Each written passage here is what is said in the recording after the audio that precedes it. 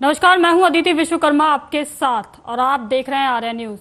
भारत में 3 नए आपराधिक कानून यानी कि भारतीय न्याय संहिता, भारतीय नागरिक सुरक्षा संहिता और भारतीय साक्ष्य अधिनियम आज से पूरे देश भर में लागू हो गए हैं। इन कानूनों ने भारतीय दंड संहिता, आपराधिक प्रक्रिया संहिता और भारतीय साक्ष्य अधिनियम की जगह ली है। नए कानून लागू होने से न सिर्फ धाराएं बदल गई हैं बल्कि कई प्रावधानों की परिभाषा भी बदल गई है। दिल्ली पुलिस की स्पेशल सेल की सीपी छाया शर्मा ने बताया कि पुराने मामलों को आईपीसी के तहत निपटाया जाएगा। 1 जुलाई से जब नए मामले दर्ज होंगे तो उन पर बीएनएस यानी कि भारतीय न्याय संहिता की धाराएं लागू होगी। सभी को इन धाराओं का पालन करना होगा। अब नए मामलों को भारतीय न्याय संहिता यानी कि बीएनएस के तहत और भारतीय नागरिक सुरक्षा संहिता बीएनएसएस के धाराओं के तहत निपटाया जाएगा। 3 नए आपराधिक कानून लागू होने पर पौंडुचेरी के पूर्व एलजी और पूर्व आईपीएस अधिकारी किरण बेदी ने कहा कि इससे मुझे जो सबसे बड़ा लाभ दिखाई देता है वो ये है कि इससे पुलिस की जवाबदेही, पारदर्शिता, तकनीक, पीड़ितों के अधिकार, अदालतों में तुरंत सुनवाई, अभियुक्तों के अधिकारियों के लिए पुनः परीक्षण मिल रहा है। भारतीय दंड संहिता में 511 धाराएं थी, लेकिन भारतीय न्याय संहिता में धाराएं 358 रह गई है। संशोधन के जरिए इसमें 20 नए अपराध शामिल किए गए हैं, तो वहीं 33 अपराधों में सजा भी बढ़ाई गई है। 83 अपराधों में जुर्मानों की भी रकम बढ़ाई गई है। 23 अपराधों में अनिवार्य न्यूनतम सजा का भी प्रावधान है। 6 अपराधों में सामुदायिक सेवा की सजा का प्रावधान किया गया है। आपको बता दें कि संसद में तीनों विधेयकों के चर्चा के दौरान केंद्रीय गृह मंत्री अमित शाह ने कहा था कि इनमें सजा देने की बजाय न्याय देने पर फोकस किया जाएगा। तो आज से 3 नए कानून भारतीय न्याय संहिता, भारतीय नागरिक सुरक्षा संहिता और भारतीय साक्ष्य अधिनियम देश भर में लागू हो गए हैं और इन पर चर्चा करने के लिए मेरे साथ जुड़ेंगे दिल्ली हाई कोर्ट से एडवोकेट मनीष भदौरिया। मनीष भदौरिया जी, सबसे पहले तो आप ये बताइए कि पुराने कानून और इस नए कानून में क्या अंतर है? सबसे पहला अंतर तो इनकी भाषा का है, शब्दों का है। पहले कानून में जहां पर कोड और एक्ट से संबंध किया गया था इसको, अब इनको संहिता और नागरिक संहिता इस चीजों का उपयोग किया गया है। दूसरा जो बड़ा परिवर्तन है वो है इसके अंदर जो पुलिस की पावर्स को बढ़ाया गया है और पुलिस को टाइम बाउंड किया गया है सेक्शन से संबंधित कि कितने समय के अंदर किस कार्य को उन्हें निपटारा करना है। आगे चलें तो इसमें जो एविडेंसेस आज के समय में प्रासंगिक हैं, जैसे कि फेसबुक का कोई है या कोई वीडियो रिकॉर्डिंग है, ऑडियो रिकॉर्डिंग है या कोई सोशल नेटवर्किंग साइट पर कोई वीडियो चल रहा है, तो उससे संबंधित प्रावधान किए गए किस प्रकार से पुलिस उसको प्रिक्योर करेगी और किस प्रोसीजर के तहत उसको अदालत के सामने प्रस्तुत करेगी। जी, पहले जो है मर्डर पे 302 लगती थी, लेकिन अब 103 की बात कही जा रही। तो जितनी भी धाराएं वो लगभग सभी तय हो गई हैं, सभी बदल गई हैं और दोबारा से जो है अब जो नए लॉ के स्टूडेंट्स होंगे उनको नई धाराएं, पुरानी धाराओं की बजाय नई धाराओं का अध्ययन करना होगा। जी बिल्कुल बिल्कुल। जो पुराने समय से कई धाराएं जो बनाई गई थी 1860 में, उन कई धाराओं को तो उसमें रिपील कर दिया गया था, हटा दिया गया था। वो आज भी थी, लेकिन वो एक धारा मौजूद थी जबकि वो रिपील हो चुकी है। और कई धाराओं को ऐड किया गया था, 41A, 304B, 498, इस तरह की बहुत सारी धाराएं थी। तो उन्होंने इन धाराओं को एक पर्टिकुलर सेक्शन में परिभाषित कर दिया है, पर्टिकुलर सेक्शन में उसकी सजा निर्धारित कर दिया। जैसा कि अभी बताया आपने, देखा कि 20 से ज्यादा जो है बढ़ा दिए गए हैं। करीब 40-45 सेक्शन जो है उनमें परिवर्तन किया गया है। कम्युनिटी सेवा का प्रावधान किया गया है, सजाओं को बढ़ाया गया है, जुर्मानों को बढ़ाया गया है। तो ये बहुत सारे परिवर्तन हैं जिनसे इसमें जो देश में आज की व्यवस्था के अनुसार इसको लागू करने के लिए प्रयत्न किया जा रहा है। आपने बात की कि पुलिस की पावर को बढ़ाया गया है, किस तरीके से बढ़ाया गया है पुलिस की पावर को? देखिए, एक उसका ज्वलंत उदाहरण यह है कि पहले पुलिस को 14 दिन में ही एक्यूज का रिमांड लेने का अधिकार था कि अगर वो रिमांड लेगी तो 14 दिन में ही रिमांड ले सकती है अरेस्ट के अंदर। अब क्या है, वो 45 दिन के अंदर कभी भी उसका रिमांड ले सकती है और कितनी भी बार रिमांड ले सकती है, जिससे कि पुलिस को एक ये फायदा मिलेगा कि अगर कोई ऐसा फैक्ट उसे लगता है कि रिकवर करना आवश्यक है 14 दिन के बाद भी, तो इजीली उसमें एप्लीकेशन लगा के उसका रिमांड लेकर उस चीज पर रिकवर कर सकती है। पहले वो बाउंड हो जाते थे कि नहीं, इसके बाद आप ले ही नहीं सकते। जी, और अब 0 एफआईआर की भी बात की गई है कि देश भर में कहीं भी जो है अपने जिस जगह पे जो अपराध हुआ है उसे ना रहकर कहीं भी एफआईआर को दर्ज किया जा सकता है। बिल्कुल, पहले एक 0 एफआईआर का प्रावधान था जो बहुत लंबे समय से चला आ रहा था कि किसी व्यक्ति के साथ कोई अपराध हुआ है तो वो जहां पर भी नियर बाई पुलिस स्टेशन है या जहां पर उसको लगता है वो जाके उस एफआईआर को, उस इन्फॉर्मेशन को पुलिस को देता था और पुलिस उस इन्फॉर्मेशन के आधार पर तय करती थी कि उसका क्षेत्राधिकार कहाँ का है और वहां पर उसको ट्रांसफर कर देती थी। वो उसको 0 एफआईआर कहा जाता था। अब इसमें एक स्पेसिफिक प्रोविजन कर दिया गया है कि अगर ऐसी कोई सूचना पुलिस को प्राप्त होगी तो वो उस स्थिति में पुलिस जो है उसको प्रॉपर किस प्रोसीजर के तहत दूसरे पुलिस स्टेशन को रेफर करेगी या कुछ इस प्रकार उसको इन्वेस्टिगेट करेगी। इसमें समय से न्याय मिलने की भी बात की जा रही है। हालांकि न्याय तो पहले भी मिलता था, कोर्ट में प्रॉपर प्रोसीजर चलता है, लेकिन समय से न्याय का क्या मतलब है? जी, पहले क्या था कि आपकी चार्जशीट जो है 90 दिन में जैसे दाखिल हो जाती थी तो लंबे समय तक 1-1, 2-2, 3-3 साल लग जाते थे कि उस पर चार्ज नहीं लग पा रहा है। कमियां रह गई हैं कि भाई ये रिपोर्ट आनी बाकी है, ये फलानी एफएसएल की रिपोर्ट बाकी है, मेडिकल की रिपोर्ट बाकी है, वहां से बैलिस्टिक रिपोर्ट बाकी है। बहुत सारे लेक्यूनास रहते थे पुलिस, जिस वजह से सालों तक ना दवाइयां ही स्टार्ट नहीं हो पाती थी। अब इसमें प्रावधान कर दिया गया है कि चार्जशीट पेश होने के 45 दिन के अंदर ही अक्यूज अपनी डिस्चार्ज की एप्लीकेशन मूव करेगा और उस पर जो ऑनरेबल कोर्ट है वो उसको जल्दी से जल्दी निपटारा करेगी। अब वो पहले की तरह ऐसा नहीं होगा कि चार्ज पे ही 3 साल, 2 साल, 4 साल केस चले जा रहे हैं और एक्यूज को न्याय प्राप्त नहीं हो रहा है। अब वो एक लिमिटेशन फिक्स कर दी गई कि इतने दिनों में डिस्चार्ज की एप्लीकेशन जाएगी, इतने दिनों में तकरीबन जो है इसकी गवाहियां कंक्लूड करी जाएंगी, इतने दिनों में ये चीजें रिपोर्ट सारी कोर्ट के सामने दाखिल कर दी जाएंगी। और किस तरह के बदलाव जो है किए गए हैं? जैसे कि देखा जाए इस समय पे ठगी के मामले काफी ज्यादा नजर आते हैं, ऐसे में इनको लेकर क्या सख्ती की गई है? इस मामले में पुलिस को एक प्रोसीजर और एक बताया जा रहा है कि ऐप उनकी बना दी जाएंगी और कुछ बना दी गई हैं जिस पर वो ऐप पर उन चीजों को तुरंत अपलोड कर पाएंगे। जैसे कि कोई सीसीटीवी फुटेज पुलिस को मिलती है तो पहले पुलिस क्या करती थी कि गई और उस सीसीटीवी फुटेज को लिया, उसके बाद फिर उसकी सीडीआर को लिया, सीडीआर के बाद उसको फिर पेन ड्राइव में डाला, पेन ड्राइव के बाद कोर्ट को दिखाया, फिर उस पूरी पेन ड्राइव को डीवीआर को सीसीटीवी को एफएसएल के लिए भेजा। वो एक पूरा लेंदी प्रोसेस होता था। अब लेकिन उसको एक ऐप बना दी गई है। पुलिस जैसे भी सीसीटीवी से मिलेगी तुरंत उस ऐप पे उसको लोड कर देगी और उसकी ऑथेंटिसिटी को चैलेंज करना मुश्किल होगा और पहले की तरह उसको हैंकी पैंकी नहीं लिया जाएगा कि ये तो ट्रायल का विषय है, ये तो बाद में देखी जाएगी। तो अब यह है कि तुरंत उसको कोर्ट के सामने रिलीज करने के बाद पुलिस ये कह पाएगी कि हाँ जी देखो हमें तुरंत ये सीसीटीवी मिली और इसके आधार पर हमने इसको अरेस्ट किया है और ये ऑथेंटिसिटी है उसकी कि हमने ऐप पे उसको तुरंत अपलोड कर दिया है। कहा यह जा रहा है कि पहले जिस तरीके से बयान जो है कोर्ट में होते थे 164 के तहत वो सिर्फ मजिस्ट्रेट के सामने होते थे, लेकिन अब उस स्टेटमेंट की वीडियो रिकॉर्डिंग भी की जाएगी ताकि जो आरोपी है वो किसी तरीके से अपने स्टेटमेंट में बदलाव ना कर सके बाद में। जी बिल्कुल, आपने सही कहा। मैं पहले भी कहा, मैं दोबारा रिपीट करूंगा कि ये जो तीनों जो बदलाव किए गए हैं तीनों एक्ट्स में ये सोचकर करे गए हैं जो आज के अनुसार हो, आज की वर्तमान स्थिति के अनुसार हो। आज की वर्तमान स्थिति में वीडियो, ऑडियो, इन सब चीज का चलन हो चुका है, इन सब चीजों की ऑथेंटिसिटी मानी जाने लगी है। पुराने वाली आईपीसी, सीआरपीसी और एविडेंस एक्ट में ऐसा कोई प्रोविजन नहीं था, ऐसा कोई प्रावधान नहीं था। तो समय समय पर हाईकोर्ट, सुप्रीम कोर्ट को अपनी गाइडलाइंस के जरिए उनको बताना पड़ता था कि इस तरीके से उनको प्रस्तुत किया जाएगा और इस तरीके से उनको पढ़ा जाएगा।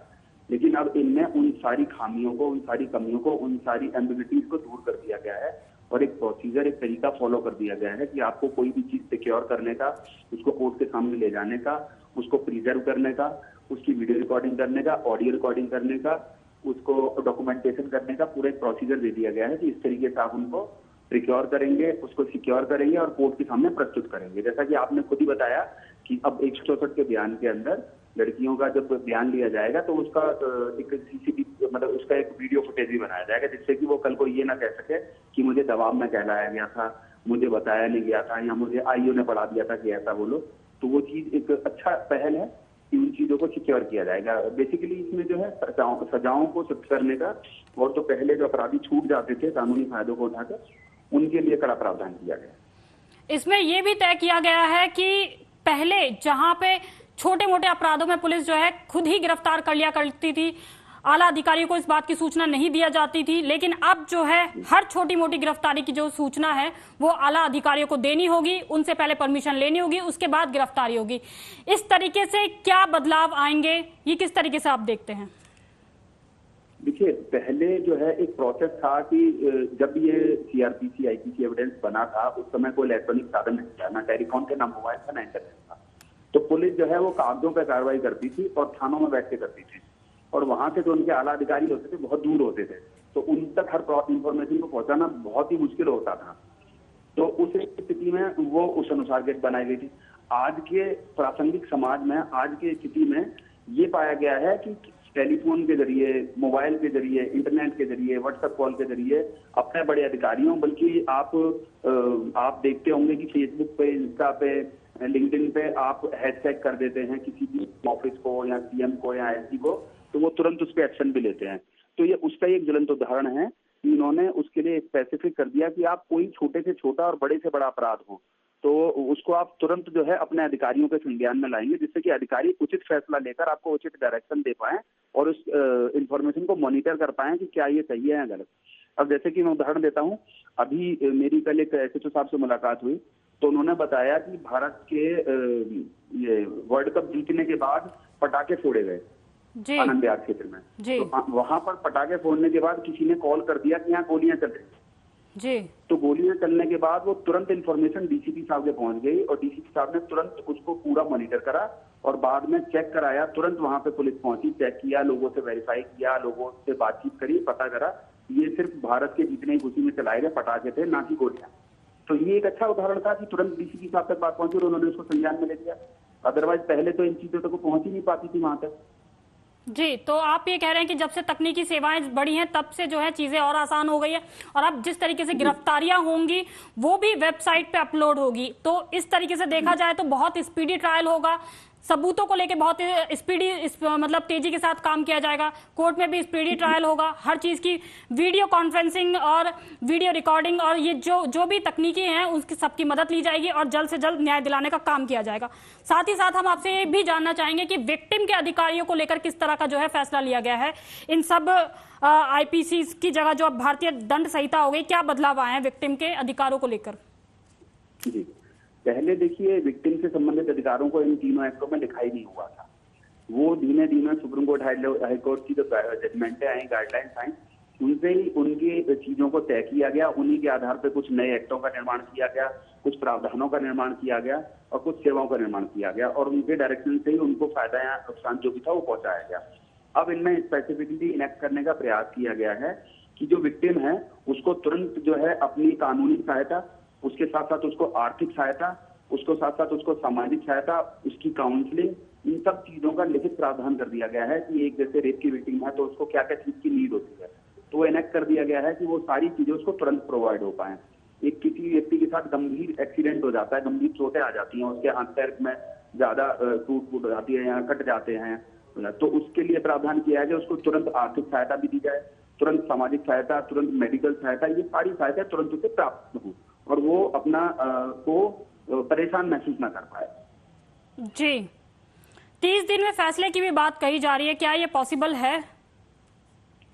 देखिए, ये तो एक कॉन्ट्रडिक्टरी स्टेटमेंट हो गया। अभी कुछ समय पहले ही सुप्रीम कोर्ट ने और हमारे पत्रकार जगत ने, मीडिया ने ये न्यूज प्रसारित करी थी और लोगों को बताया था कि भारत में करोड़ों मुकदमों की पेंडेंसी है और लाखों और हजारों जजों की भर्तियां खाली हैं और पुलिस में भी बहुत सारे कर्मचारियों की भर्तियां खाली हैं। तो यहाँ तो ये सारी भर्तियां प्रॉपर कर दी जाएं और उसके बाद इस बात को कहा जाए कि शायद 30 दिन में जजमेंट आ पाए। अदरवाइज अगर आप हर केस में 100% केसेस में ये एक्सपेक्टेशन करें कि 30 दिन में ही जजमेंट होगा तो मेरे हिसाब से बिल्कुल भी पॉसिबल नहीं है। हाँ, कोई एक्सेप्शनल केस हो, कोई मीडिया ट्रायल हो, कोई प्रत्यक्ष हो, कोई ऐसा, तो उसके लिए मैं नहीं कहता।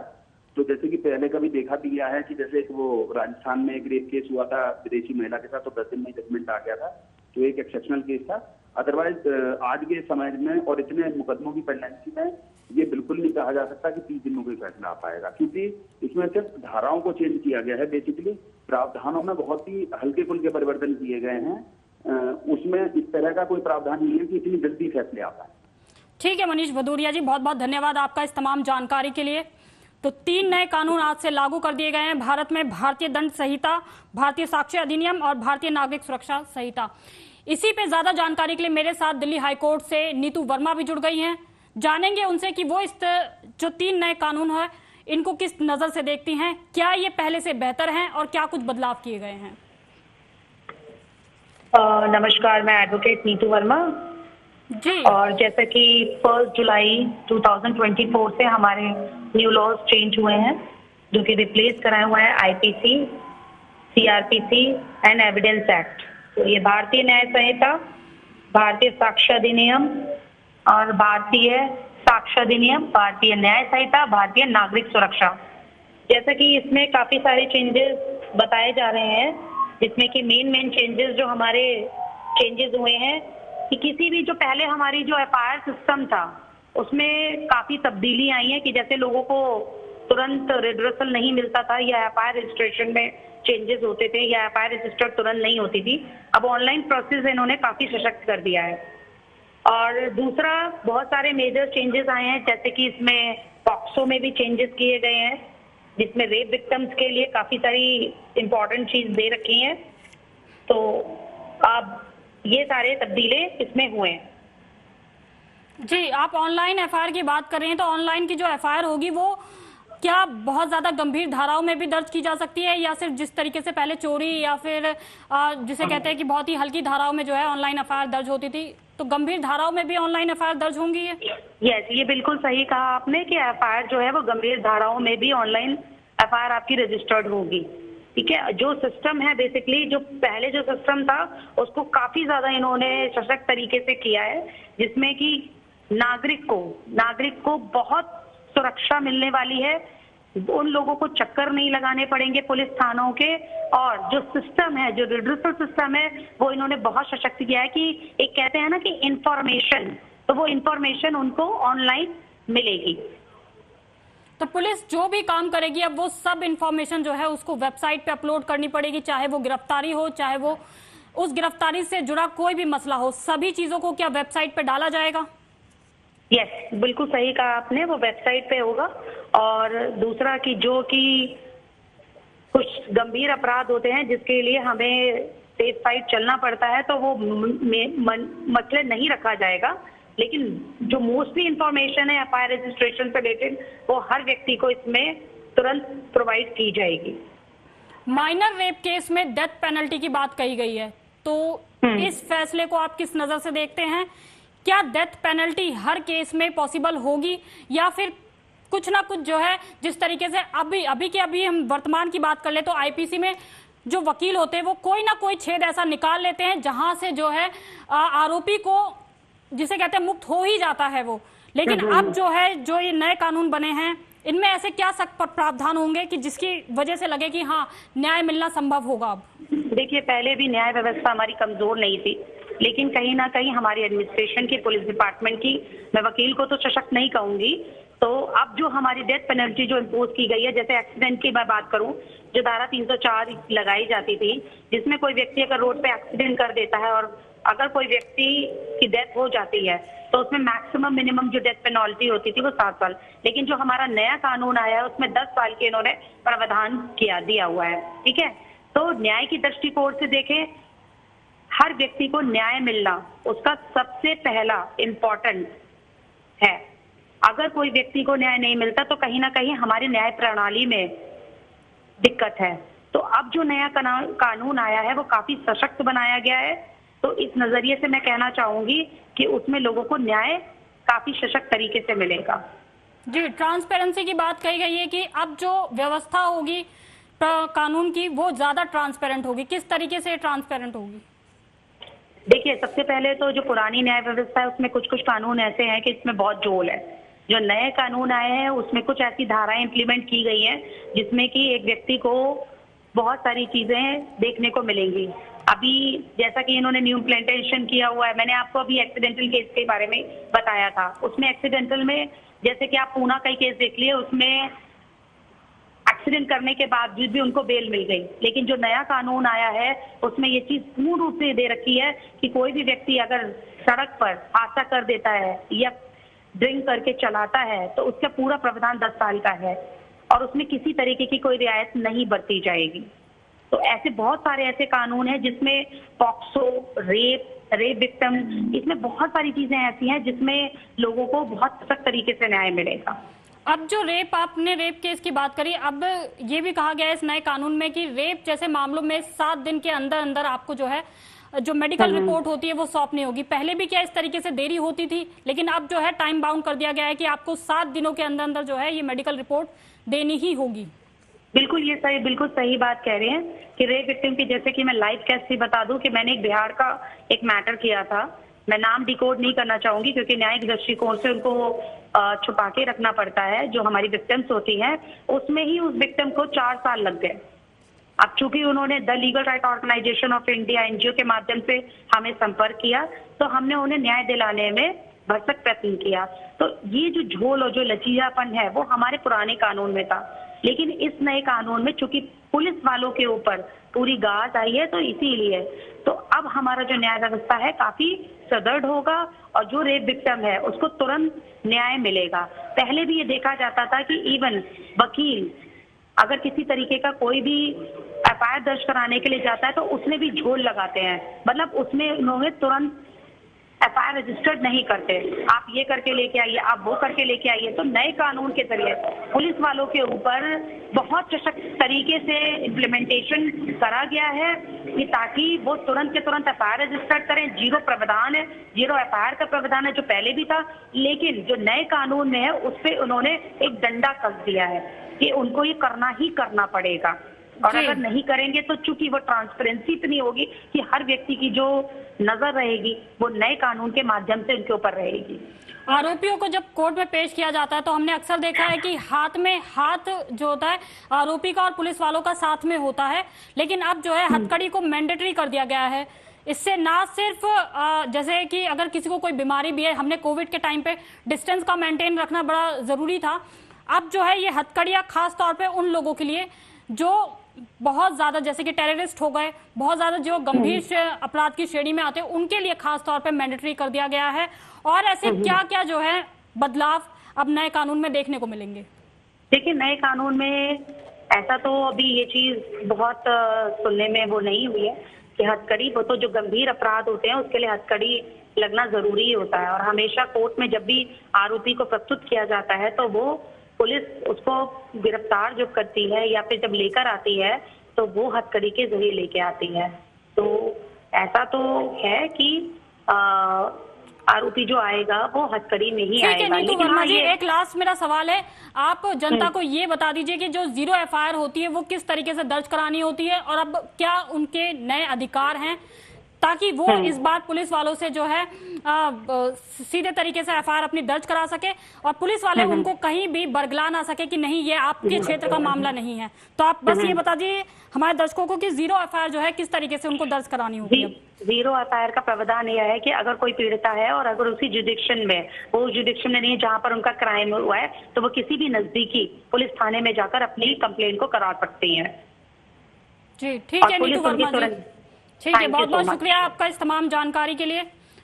तो भारत में 3 नए कानून आज से लागू हो गए हैं, आईपीसी, इंडियन पिनल कोड और सीआरपीसी, और एविडेंस एक्ट को अब बदल दिया गया है। भारतीय साक्ष्य अधिनियम, भारतीय नागरिक सुरक्षा संहिता और भारतीय दंड संहिता से इनको रिप्लेस कर दिया गया है। तो आज से नए कानून जो है पूरे भारत भर में लागू कर दिए गए।